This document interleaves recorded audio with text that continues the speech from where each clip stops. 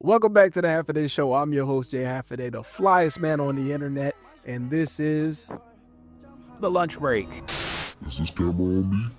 I hope so. I hope y'all hungry. Pause. That was crazy. Anyway, Adam Silver does not watch basketball, I'm convinced, because the way he had let the NBA trade deadline happen this past few days, David Stern would never, bro. You got that man ready to get back up again. There's too many jokes in my head. Let's get on to it, though. NBA trade deadline was insane. Probably the craziest trade deadline that we have seen since that summer where Paul George, Melo, and Kawhi, not Melo and Kawhi, but the summer before Kawhi and Paul George moved, or that summer where Paul George, Kawhi, and everybody moved. That was a crazy one. And another one was probably the shuffle that put KD to the Warriors. That was another crazy offseason.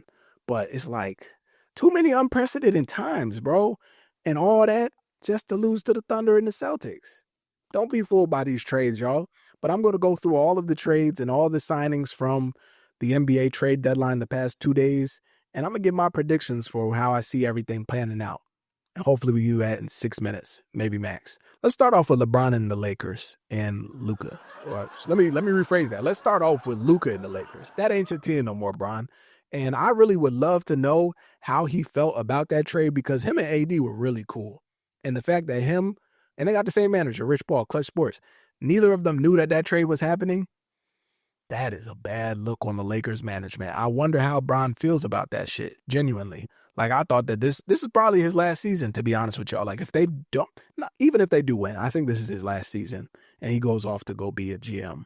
I don't know if this moves the needle, personally, for the Lakers. Luka is like that, and they built a roster around him. Not even already in 2 days, they gave Luka more help than they gave AD. Damn shame. Got him a center with the signing of, what's his name? Nick Williams or something from Charlotte. Great signing. He is, I think, Nick Warner. I don't know what his name is. It don't matter. Great signing from Charlotte. Having a great year. They traded Connect, which I'm not a fan of, but hey, it is what it is. You got too many whites on your team already. We got this is the lineup. We got Luka Reeves, Dorian Finney-Smith or Hachimura, Bron, and then you got whatchamacallit. That is a solid five. Not gonna lie to y'all. But it all depends on their ability to make shots. They are pretty much in the same exact spot as they were with AD at their center. They got worse at their center, still pretty good and good rebounder, and they got better at their forward and guard spot. They did get a hell of a lot taller. So the sets that they'll be able to run are going to be a lot harder to guard. But they got worse defensively. They gave up their anchor, and they gained somebody who's not the best on defense. But it is Luka. They got their future. They have their star centerpiece for the next 10 years, maybe more. He's only 25. Yeah, they have their franchise again. AD was playing pretty well too, MVP level at that. So it's sad that he had to go. Now speaking of AD, him, Kyrie, Clay, PJ Washington, that's a team. I'm more concerned about the Mavericks than I am about the Lakers. I think the Mavericks actually make the Western Conference Finals. They are better than the Nuggets now. They have a better defensive team. They have a better offensive team now. I think it's more balanced. Kyrie can play.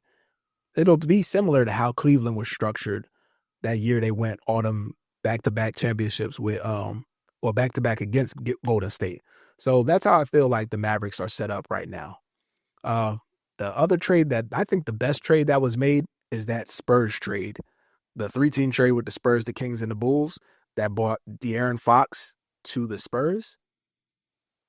They literally have the evolution of Pokemon. Stephon Castle, De'Aaron Fox, Chris Paul. 3 levels of wisdom at the point guard spot, and I think they're going to start them and have Castle come off the bench as the 6th man. On top of having Wemby. That is a scary team. Defensively, that is a scary team offensively. Like, yeah, bro. The Spurs know how to fucking run a franchise, bro. And it's insane. De'Aaron Fox is my age, I think. Chris Paul will probably stay on organization after he retires, or he'll be a vet and he'll always be that leadership guy in the locker room. And then you got Stephon Castle. So it's like, bro, the Spurs are actually a legitimate threat. I'm really excited because we'll finally get to see like some rivalry matchups between the Spurs and the Thunder. Because now it's like you got dynamic guard versus dynamic guard, Shea versus Fox. You got talented unicorn center, Chet versus Wemby. And then you got great coach versus great coach. It's a match made in heaven, folks. The Spurs and the Thunder are going to be teams to look at for the next 10 years if they can keep Fox and Wemby together. And the Thunder can keep Chet and Shea together. So yeah, that's a great trade. I give that an A+. Lavine back on the Kings. He's reunited with DeMar DeRozan. So he made a funny tweet. He's like, I couldn't get away from you for more than 3 months. So now you got DeRozan, Lavine, and Sabonis. That's another great trade. That is a big three, a legitimate big three. I don't know if it moves the needle as far as positioning, but the Kings are in the same exact spot. So, but I think, yeah, a little bit more chemistry. But I feel bad for Sabonis because it's like less shots for him. But yeah, interesting. Probably the worst trade that was made. And this one is like Giannis is probably gone after this season. They traded for Kuzma. Everybody else is getting better. The Warriors got fucking Jimmy Butler. The Spurs got De'Aaron Fox. LeBron got Luka. And Giannis got Kyle Kuzma. And they had to give up. They sent Chris Middleton to Little Ethiopia. Yeah, shout out. Oh, my goodness. Shout out to Silver Spring, bro. I can't believe it. We finally got rid of Kuzma. Wizards look all right for the future. Not going to lie.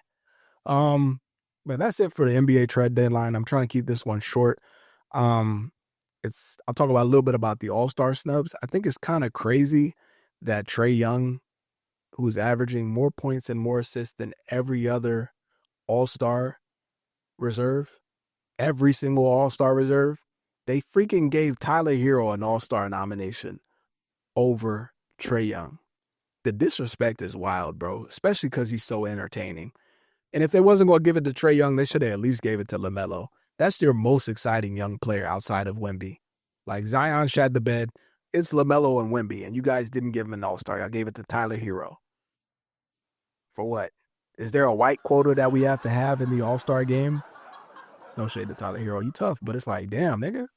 The rest of this episode, I'm going to have to come back to it. I'll insert it as a clip because I got to give my reaction to the Super Bowl. And last thing I want to say is, Michael Jordan, you can't be the GOAT anymore. Your son's a crackhead. Anyway, this has been a half a day show. Education, entertainment, and everything in between. I'll see you on tomorrow's lunch break. Peace.